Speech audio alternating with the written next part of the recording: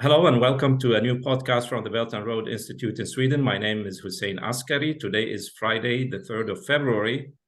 Today we're going to talk about Pakistan, but we're going to talk about things which you usually don't hear about in the news. What is the usual reporting from Pakistan, if it happens at all, is that you have security problems, terrorism, you have terrible flooding, you have power outages, and a financial and debt crisis. The big problem is that when these are reported, immediately what is taken up is the China-Pakistan Economic Cooperation and what they allege to be a failure of the China-Pakistan Economic Corridor, which is one of the flagship projects of the Belt and Road Initiative. To discuss these matters, I have with me my dear friend and our frequent guest, Mr. Shakeel Ramay. He's the CEO of the Asian Institute for Eco-Civilization Research and Development. He's joining us from Islamabad. Welcome, Brother Shakeel. Thank you. Assalamu alaikum. Alaikum assalam. First of all, on behalf of the Belt and Road Institute, I wish to extend our heartfelt condolences to the families of the victims of the recent terrorist bombing in the Peshawar Mosque, and to the whole Pakistani nation on that terrible event.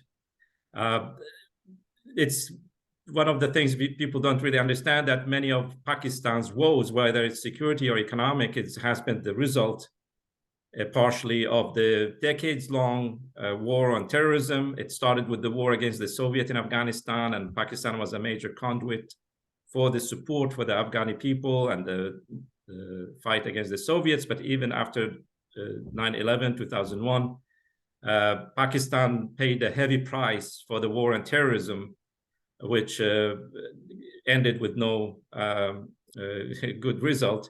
And there are things, and it has set back Pakistan's economy for all these decades. This is one of the issues which is not taken up usually when people talk about the Pakistani. But now we have an international financial crisis, which is the result of the financial system itself, the global financial system, the crisis in Ukraine, the rise in prices, and so on and so forth. And many nations are suffering also from debt issues. Now, Pakistan is considered one of the nations who have these problems. I would like you to give us a picture of the reality of the financial and economic situation in Pakistan right now. First of all, thank you, Hassan, for your condolence. And I think you have rightly put in place the perspective. So Pakistan is paying a price for the warmongering, or you can say the war enthusiasm of other countries. So Pakistan is paying a price here, and especially the premature and unprepared, unplanned withdrawal from Afghanistan has created the problem. So Pakistan is on the front line. So to face the problem, they have gone, but Pakistan is here. So now let's move to our economic situation. If we have to look into the price of the war on terror, that is a terrible, very disappointing for us in terms of the human life, in terms of economic losses. I give you one or two examples so you can understand. For example, in 2013-14, when the CPEC was signed and Pakistan-China started to work, so Pakistan facing a load shedding loss around $4 to $5 billion annually. And Pakistani industry was shifting from the Pakistan because we were not having much. But the most important problem was the psychological problem, because load shedding was going on and there was a disturbance in the sleep of the people. They could not enjoy the sound sleep. So it was happening. On the other hand, Pakistan needed $1.5 billion to rehabilitate our road infrastructure, transport infrastructure. But Pakistan did not. It's only for rehabilitation, not for new. And our infrastructure was deteriorated because we gave a facility of access to the NATO supply through the Pakistan to the Afghanistan.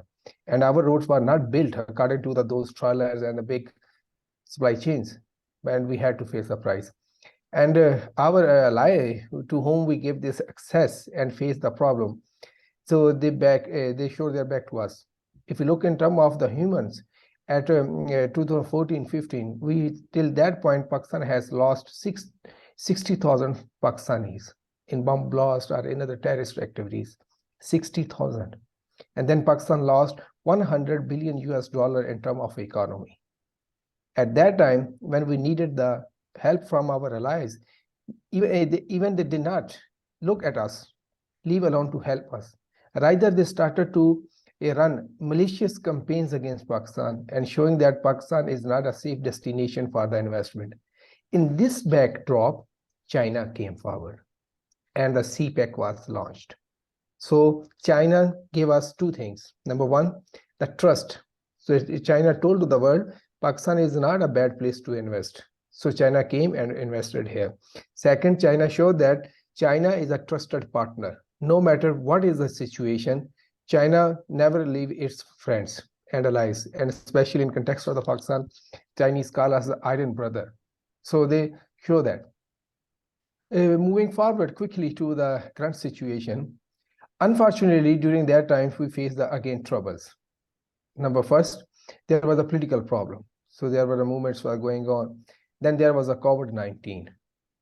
COVID-19 is also a big problem. But fortunately, CPEC work did not compromise. The Chinese company kept on working. They took two things. On one side, they kept work going on. Second, they ensured the health of the people who were working with them. And they also contributed to the society. But unfortunately, our completed project from the CPEC, especially in the energy field, so they have been the target of propaganda. If you look at that, I gave you the context, 4 to 5 billion loss annually. Industry was shut down. Employment opportunities was going down. In that context, that investment was a blessing. And Pakistan was able to somehow overcome manage our load shedding. But again, our transmission and the distribution losses are quite high. That is around 30%. Okay, transmission, so if I understand you well, the part of the China-Pakistan economic corridor, one of the major elements is the power production, power plants. First phase. That's the first phase. How many of these projects are completed? I can remember many names, but not the exact number.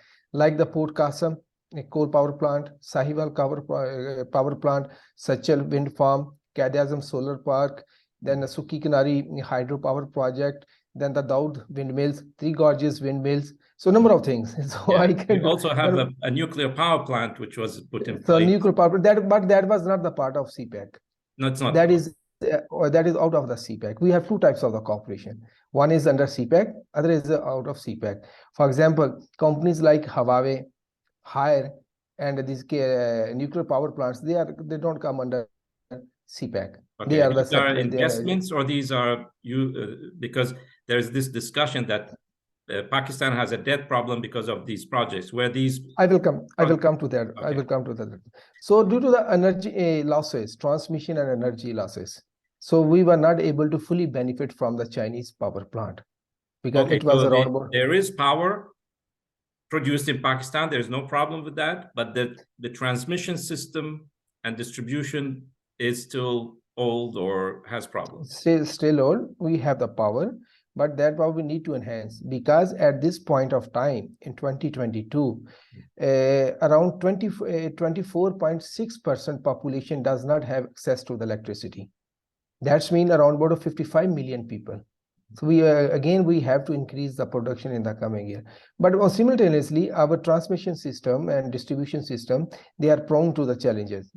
For example, I told you, so we have a loss of in our transmission distribution, there's a loss of 17.12%. And in the recovery, there's a loss of the 12%, 12.45%, almost 30%. So we lost this thing. This is a huge problem for us. Why? Because it gave birth to, it is one of the main reasons for the circular debt of the power sector in Pakistan. Because we are unable to fully recover our investment there. Apart from that, then the circular debt is also the real problem in Pakistan due to the 1994 power policy, which was very liberal and did not take care of many interests of the Pakistan and the long-term interest. We can talk in separate thing why it was not, but I'm just giving you the picture. So now coming back, this is the power sector. Now in the power sector, energy sector, we are facing the problem of, you can say, 4.17 trillion of circular debt. From that, 2.2 trillion is related to electricity, and 1.4 is related to the gas. So this is the problem, circular debt. Now, if you are talking about another type of investment in the CPEC, that is the infrastructure, road infrastructure, transportation, and the port. So major part of that investment, that was a part of investment, because the part of loan under CPEC, that was part of the energy projects. And from the initial, if you look at that 52 billion US dollar, which we have negotiated or completed or in the pipeline projects till to the 2020. So only 5.9 billion was the debt. Rest of is investment. Okay. So and also this debt is not like you have to pay immediately. There's a grace period, and it's a long-term debt. Yes. Credit. The grace period is at the lower level. And investment is, you know that the investment has its own rules. That does not come under the this debt or your loan agreements like that. Investment has a different set of rules. So these are very concessional, even less than 2% on some cases. So I'm just put into the perspective, from the total debt in 20, if we calculate that was around 100 billion. So there was only 5% debt was 105 billion. So the total debt was around about 5% under the CPEC. If we now look at that, 5% only owed to China. Yes, from the total 105 billion US dollar. That 2020. Now, if we look at that, the debt has been increased. Now our debt is around 130. So the percentage will further decrease, because debt is same there unless we sign another agreement for ML1 again a debt. So that would be, we will be getting around about 6 billion US dollar. Maybe the percentage will increase. But our debt, total debt has been increased to the 130. So maybe that's mean for between 4 to 5% of our total debt. So CPEC related debt was never problem, and it's not problem right now. One thing, percentage is very low. It sounds like in Sri Lanka, where we have done a lot of research, in Sri Lanka, 10% of Sri Lanka's external debt is to China. And 90% is either to Western private bondholders, sovereign bondholders. And 47% was to the private sector. 47%. And then you have the Asian Development Bank, which is Japan. 14%. You have Japan. 14. You have the World India. Bank, the Paris Club. So the Western interests and their allies hold 90% of Sri Lanka's debt. But the only thing people want to talk about is the 10% owed to China, that this is the source of the problem. So you have a similar case in Pakistan. Who owns the 95% of the Pakistani debt, external debt? In case of CPEC. But if we look at the Chinese total debt, that is more. That is not part of the CPEC. Okay. That also includes the safe deposit in our central bank. That also includes the swap, which we are doing with the China. So that account, and that also includes some previous, you can say, different projects and the loans Pakistan has taken from China for different purposes. And that also include our other expenditures related to the security and other things. That is around about, now it is there, one quote is around 23 billion and other is 30 billion. But still, from the 130 billion, 30 billion is not the main cause. And we have to keep in mind, these loans were provided by China when all the institutions were not providing Pakistan any help. If you look around from the 2000, but although we were fighting the war on terror, but we were also, they were pushing us into the chaos. They were pushing us into the economic mess. So in this backdrop, the China was providing us the breathing space. But unfortunately, we were not able to utilize on that breathing space, because we should, or we must, have developed special economic zones till to that point. And we have to must operationalize special economic zones and agriculture cooperation. These were the two sectors where we could invite and attract billions of US dollars through the investment. And we would not be in the need of loans or other things. and we will also we would be earning foreign exchange through the export, especially if we look around the agriculture. Around us, there are Gulf countries who are looking for the food. China, in the last year, there are total, I think, food import was around about 266 billion US dollar. Yeah, I would Only like to food. come back to this, to what we call the solution. You know, as you mentioned, you have an industrialization process, but also you have a huge agricultural potential which is not used in Pakistan. But I want to still focus on the financial and debt crisis, because I remember in previous years, before the CPEC came into, Pakistan was importing oil and gas for power generation, for fuel, for vehicles, and so on and so forth. And that would be one of the biggest burdens for the external debt, because Pakistan needed to borrow the money to buy the oil and gas for power generation, but also for fuel for the vehicles. I think you still have dependency on oil and oil products, because I mean, you don't have electric cars on a large scale yet. There are many industries, probably they have their own power generation. They use diesel and so on, petroleum products. So the prices have gone more than double in the previous years. Did that contribute? Also, we have the fertilizer problem. Pakistan imports enormous amounts of fertilizer, and also food. If Pakistan, so this is typical. Many countries who are in a very stressed financial situation, they are heavily dependent on importing of oil products, petroleum products, fertilizer, and food. Is this the case in Pakistan? So in the Pakistan case, we are importing. I just gave you a figure. So in case of fuel for the electricity and food and agriculture products, our bill is 20 billion US dollar in 2021.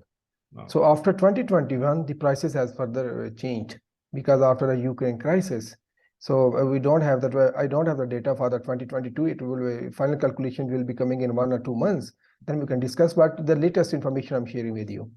So from that, 10 billion was fuel for the electricity, and 10 billion was for the food and agriculture. Pakistan is paying the heavy price for the thermal power plants which we were having in the till 2022. What Chinese did with us, so they are not only working with us on the coal power, but they are also working renewable. For example, a few days back, 3-4 days back, the Suki Kanari hydro project was inaugurated. That is 884 megawatt.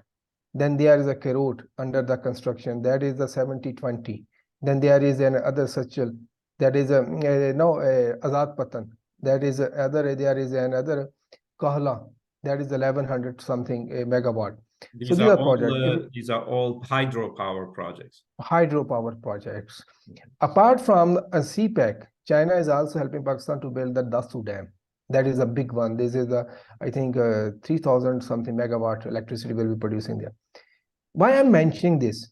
Because if when these all projects will be operational, right now the Suki Kanari is getting operationalized in stage and they are connecting it to the main supply line. So means 884 megawatt we can produce from the cheap source of water. That will be clean energy, and we can save 884 megawatt the fuel which we have to import to produce. That's mean our import will decrease. When these all projects, I mentioned the names, Azad Patan, Kohla, Karat, and this Dasu, they will all will be operational. You can imagine how much our dependence on the oil import will decrease. One thing, and second thing, outside of the CPEC, nuclear power plants. In the last 4 years, so Pakistan has increased its capacity by 3%. So the contribution of nuclear power plants in our national energy mix, it has 5% to 8%. And that is due to the Karachi nuclear plant, which recently Pakistan has inaugurated. Now Pakistan is going the K3. When the K3 will be completed, then again the energy mix, the share of this nuclear power will increase. And our thermal share is decreasing from 2017 onward. That was in 2017, it was 56%. In 2021, it was 53%, mainly due to the nuclear energy. Mhm. So we are working with Pakistan. It is not only providing us a cheap and reliable source of energy, but also helping us to reduce our import bills significantly. You are right when you are mentioning in the beginning, the prices has played a big role in Pakistan because of the Ukraine crisis. So there was so many things, commodity prices went up. Simultaneously, Pakistan also faced the problem of our currency depletion. So our value of our rupees started to decline. That also contributed towards our weakening, because it is one of the factors which has increased our debt. Because when your currency is weak, that's mean in number your debt will be increased. That's why in 2022, our debt increased to the 62 trillion Pak rupees. But it convert to the dollar, that will be 274, something like that. Our external debt is 130. So it's weakened our capacity to pay back because we were importing, we were not producing much. And when we are not producing much and you are importing, being economist, so you are weakening your economy and you are creating a financial crunch for your economy. So these are the few factors. Mm. This is a very important matter you are raising, because the people now there's an attack on China in Africa. They say, like, for example, in the case of Zambia, the IMF says we will not help Zambia unless they stop borrowing money for infrastructure. Now, the real tragedy today is that you need to explain for people that infrastructure helps in development and getting rid of poverty. That if you build roads, railways, power plants, you have electricity, you have clean water, you have education and modern healthcare, this helps you. Now, this is becoming a big issue. You cannot claim that, because the IMF and many Western powers say if you cannot afford to have infrastructure, you should not build infrastructure. If you cannot afford healthcare, you should not build healthcare because you don't have money.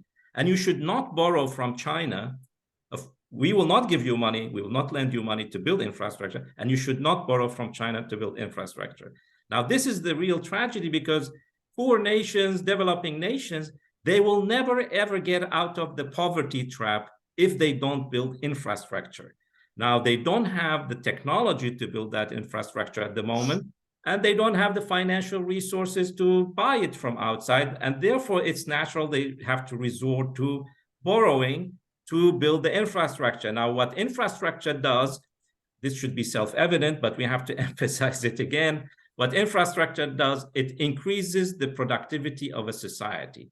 So instead of borrowing money to import all the goods you need, including food and clothing, you will be able to produce these things yourself. So you reduce your reliance on the imports from outside, and therefore your debt will decrease.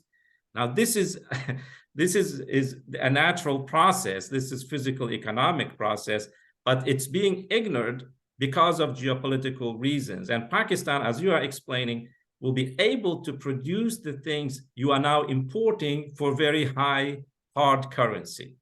And then you will reduce. But I mean, how big is the population of Pakistan? Look, brother, one thing, you have raised so many needs. People think there's a magic solution that it should happen in 5 years or 10 years or whatever. But how do you see the prospects for the future in that sense? Brother, you have raised a very fundamental question. It's a question of ideology. So what type of economic ideology you are adopting? Either you are taking care of people, or your focus is a people, a human development, or your focus is only military-industrial complex. So that is a fundamental difference. On the second, coming back to the infrastructure, you are absolutely right. Look, when people talk about Pakistan should not go for the more capacity for this electricity or power plants. So my fundamental question to them is always one. Number one, our about 25% population does not have access to electricity. So why we are not giving them the electricity? Number one. Number two, our per capita consumption is of 644 kilowatt hour. That is one of the lowest consumption on per capita in the world. That's mean our development status required to be upgraded. When your development status will be upgraded, your consumption will increase.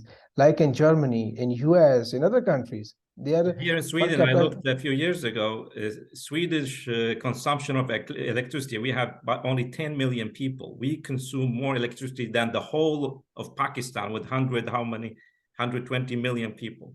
Sweden, And we have 227 million people. 207. And these are the fundamental things which people don't discuss. They just go look at the surface, the numbers. Oh, that is a number that should not needed be like that. No, we have to take care for the 25% population to connect them to the grid.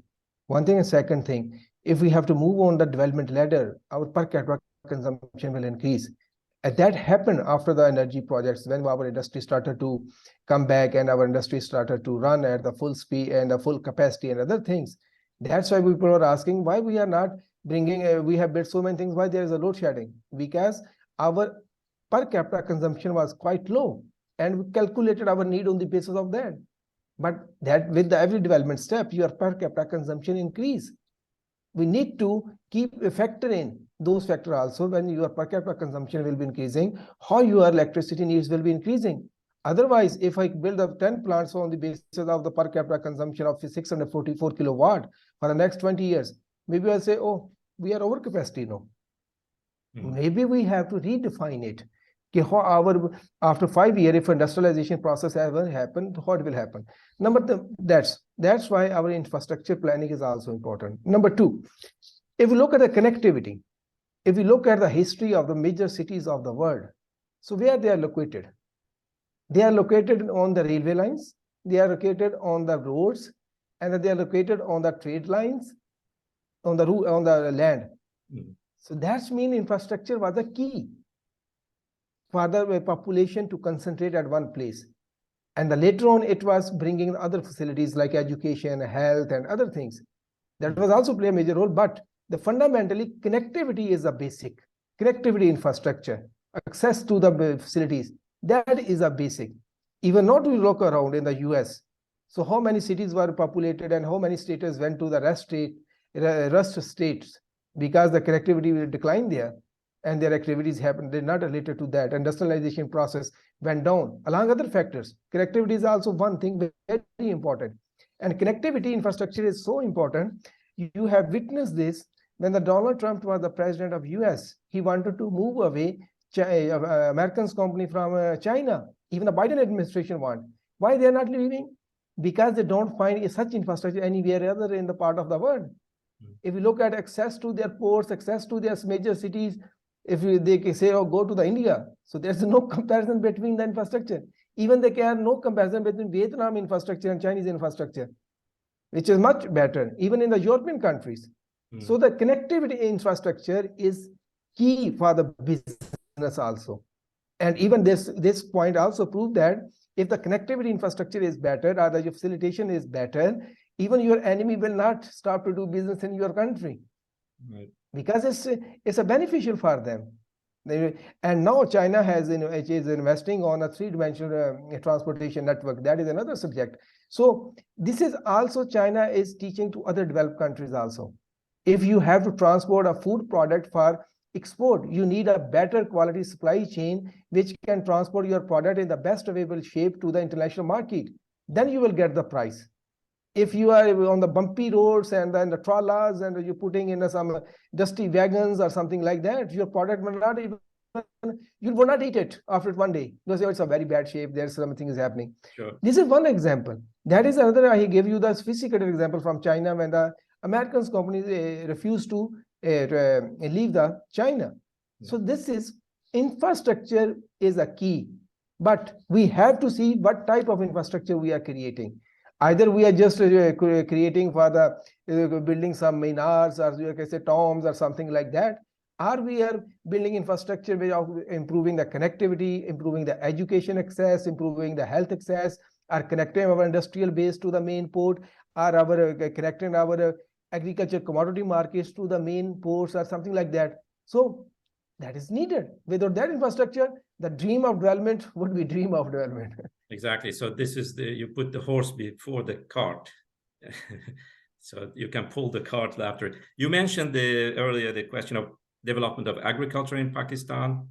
because there's a huge potential which is not explored. The hydropower and all these water management systems are not only for producing hydropower, but it's for flood control, as I understand, but also it will help enormously in building a modern irrigation system for all Pakistan, to regulate the water flow all over Pakistan and to bring it to areas where there's agricultural potential. And also you have the industrial zones which are being built in Pakistan. I know one of my friends follows Mr. Henry Tillman. He's from the China Investment Research, and has been following the numbers, the inflow of venture capital, especially into Pakistan, and it has been growing, except for the last quarter of last year, which was in decline because of the international crisis. But there is interest in the industrial zones, but also in the service sector and e-marketing sector in Pakistan. But I want you to tell us a bit about the potential for agricultural development in Pakistan, but also how the industrial and economic zones will play a role in the future development of Pakistan. First of all, in agriculture, Pakistan is one of the lowest, fall in the lowest category of the productivity. Our agriculture productivity is very low. So we are looking towards to enhance our productivity. If we are able to develop productivity, we will not only be able to meet our demand, but also we can export our food. Right now, we are exporting some food like rice, basmati rice, and sometimes types of fruits and meat we are exporting. But mango is famous too. Mango is famous, and that is so famous. It is hard to find here in Pakistan when you have to export, because everybody want to have one mango of this. So this is specialized. So the first thing we can do, enhance our productivity. And that we are looking towards and working with Chinese company. They are coming to the Pakistan. They are investing in the inputs industry for the agriculture. For example, fertilizers, machinery, and they are also bringing the quality seed. Seed is very important, because with the quality seed, you cannot enhance your productivity. And they are also coming with the better water management techniques. The one example is right now, which is very successfully running, is the I forget the name. We are working on one thing which we are chili production in Pakistan for the export to the China. We are working the joint working. They're working with the farmers at the grassroots level. Apart from that, under the CPEC, we also have the agreements, MOUs, to invest in the food processing industry in the Pakistan.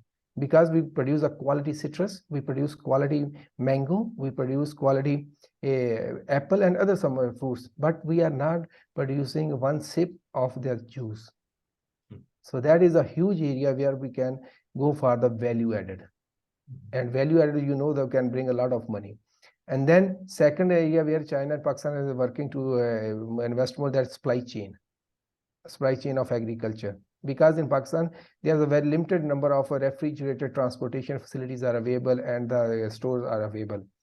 Third thing, research and development, to make our climate change resilient to the climate change and other issues, to sort out the other issues. And Pakistan and China have decided to establish 9 research institutes in Pakistan, a joint research institute in Pakistan related to the agriculture in different ecological zones. In different 9 ecological zones. In each agroecological zone, institute will take care of the relevant crops and animal in that area. So they will be interesting. So this is a brief of agriculture cooperation. Then quickly moving for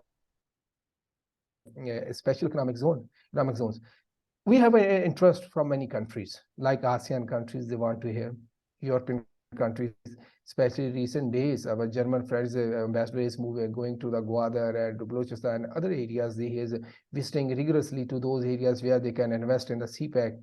ASEAN ambassadors, they are looking towards to invest in Pakistan, because they're the logic. If you look at, for the example, to the ASEAN, the distance from ASEAN to the Europe, it will cut short many folds.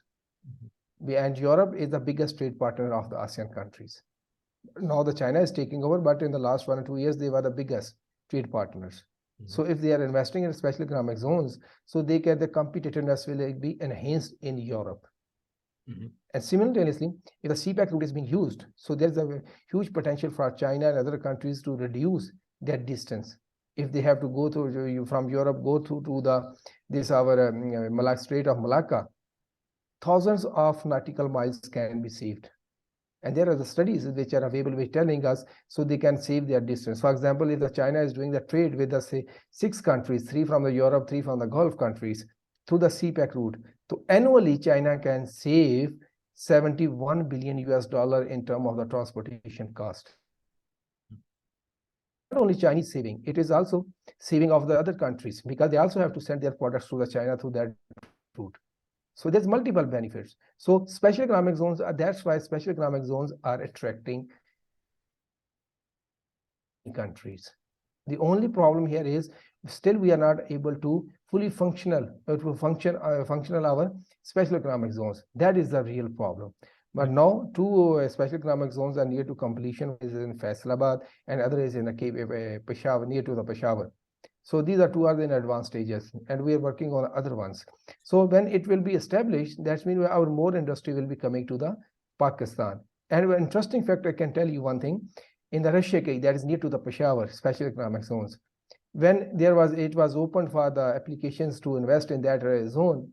So it had initially they had I think the planning to invite the 1,000 industrialists and the companies, but the number have increased many times. So the Rashiki is now looking how to expand that zone.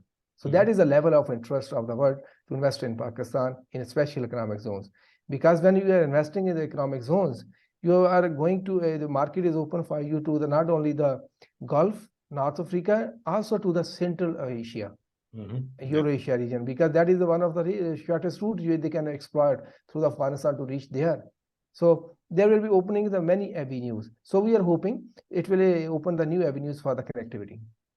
Yeah, you mentioned Afghanistan. It's interesting now that China has shown enormous interest in working in Afghanistan, and there are many projects going on. And Pakistan has a very advantageous position there to connect the Indian Ocean to Central Asia and further north into Russia and so on. So this is a very fascinating situation. So, I mean, in conclusion, so we do have problems in Pakistan. We have financial, economic, power shortage, and so on. But the prospects for the future, that is what really matters. And this is the kind of thing you are looking at. And I think this is what people should be focusing on. And other nations should be focused on, not on undermining that development, but contributing to this development because it's important for everyone. So if you have any final thoughts, please go ahead. This has been a very enriching and informative discussion. Whether one thing is very clear, one need to understand. If Pakistan failed to tackle the terrorism in the region, so no country will be safe in the region and beyond the region. So they need to understand that they should not be happy on that, because they have seen in Afghanistan, the NATO forces, US, there was the 20 years with all the might they have, they were not able to say, they were not successful. It was only Pakistan who was able to succeed in that. And right now, due to the chaos in Afghanistan, we are again facing some problems.